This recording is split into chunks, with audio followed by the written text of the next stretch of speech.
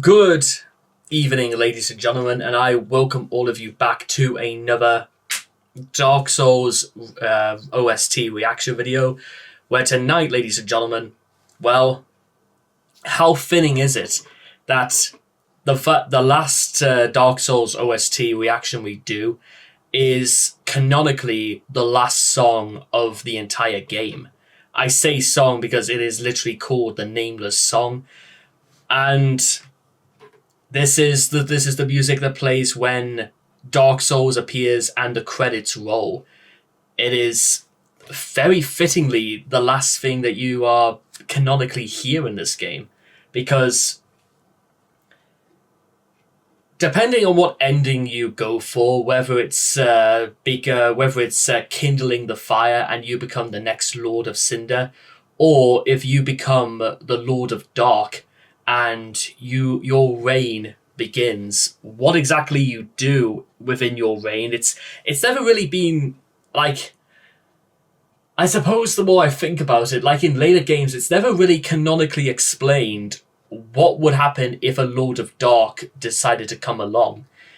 I mean, I can't really imagine anything on the top of my head as far as Dark Souls 2 is concerned, because no, not, and Dark Souls 3, it's never really canonically explained if there was ever a Lord of Dark before Manus, or if there was anyone that rose before him. It could be explained maybe through the Soul of Cinder, that perhaps that it would, because it's a conjuring of all those who have previously linked the fire, but it never really explains in terms of was our reign any good, or were there any notable examples of those who came before and ruled and was adored and loved. But that's only because really that's one of the hardest things to like nail down, is the chronology of lordship, how long they've been in charge. In fact, it's established in the very beginning of the game is that once the ancient dragons were no more, Gwyn's age of fire began. But it's never really been explained how long his reign lasted, nor has it been explained to any great degree as to how long, if it's even possible, that the undead curse could actually last for somebody. Could the undead curse, in theory, last for eternity for many of its inhabitants? If you go hollow, then do you die at all? There's a great feeling of what exactly changes once the ending is complete and you emerge as a Lord of Cinder or Lord of Dark. It's one of those things where it's so difficult to try and nail down, because even in later games like in Dark Souls 2, it's only really brought about that it's more just about, do you want things to continue as they are, or do you just want to just to try and make the world a better place? And it's more our choice to either embrace or renounce what has come before.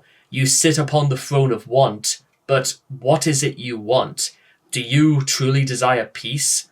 What is it about you? Or you could just reject it altogether and just pursue the rest of the world outside of Drang Lake to find whatever it is you feel like you need.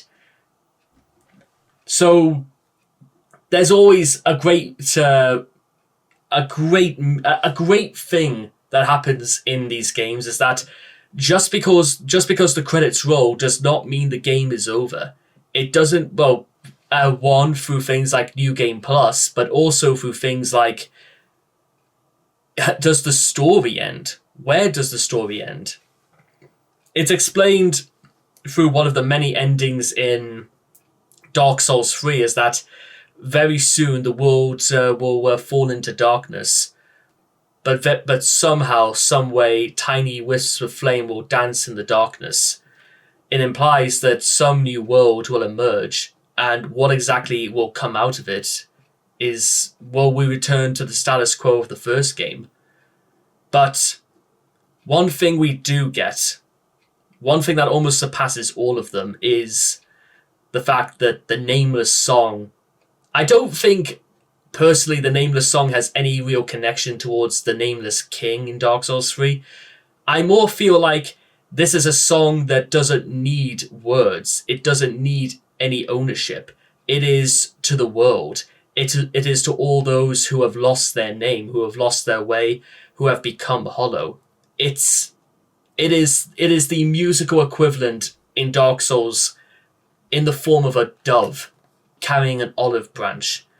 That's what this song is, and well, I've listened. Well, you're going to see it as well, and well, considering it's quite lengthy, because again, this is the song when the credits roll, and you get the opportunity to thank all those who were involved in making this great game, and well, here it is. So, may fate shine you, ladies and gentlemen.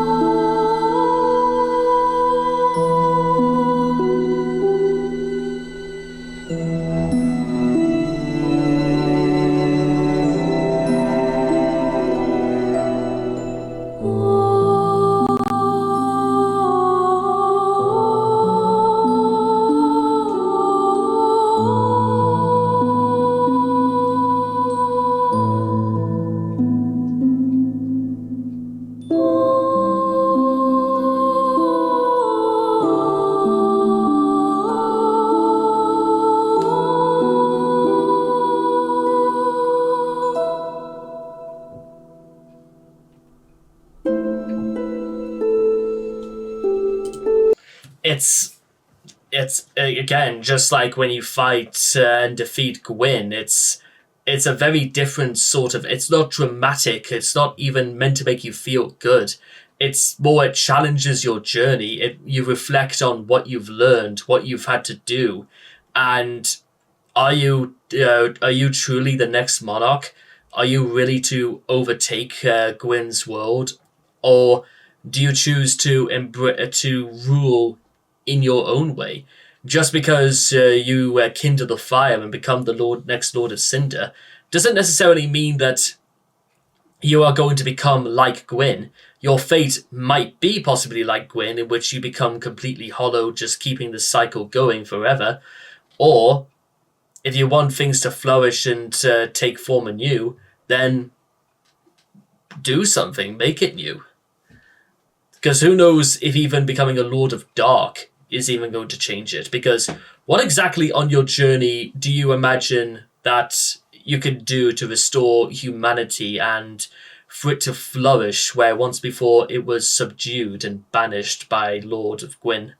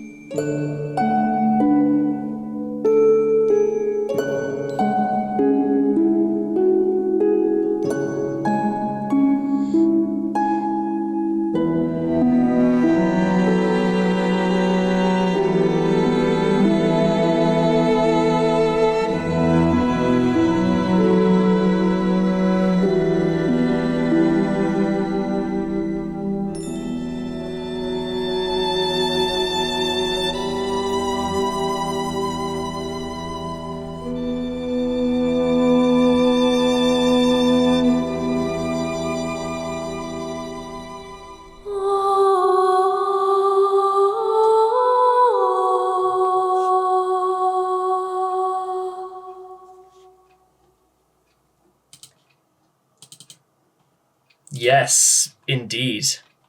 And just imagine what happens, ladies and gentlemen. Literally, even with all is said and done, what is there now to do? What happens? Does it all end right there? It's I reckon there's probably been many people who've conjured up stories and done little plot lines about exactly what happens after they win in Dark Souls 1, as to whether or not they become the Lord of Cinder or whether they decide, arbitrarily it may seem, but it is a good idea, if they just become the Lord of Dark, or they decide to become neither and just move past it to find a world better somewhere else. Is it really for the greater good that we've slaughtered everything in our sight? We've overcome all trappings, and well, now what? What is next? What is ready? And I think that idea, and there are many other ideas that go into this, but I also do love the idea, for whatever reason, that I think the idea of there just being two endings in Dark Souls 1 is actually much better than having 7 or 8, because as far as I can work out, there are only really two options, sometimes even in life: do or don't. And you have to pick one or the other. You can't have it both ways. But with all that being said and done, I hope all of you guys have enjoyed the Nameless song from Dark Souls 1, and I cannot wait to see all of you guys again. Because this is it, ladies and gentlemen. We really are starting to wrap things up now, and I cannot wait to see all of you guys again in the next video. Take care, and bye-bye for now.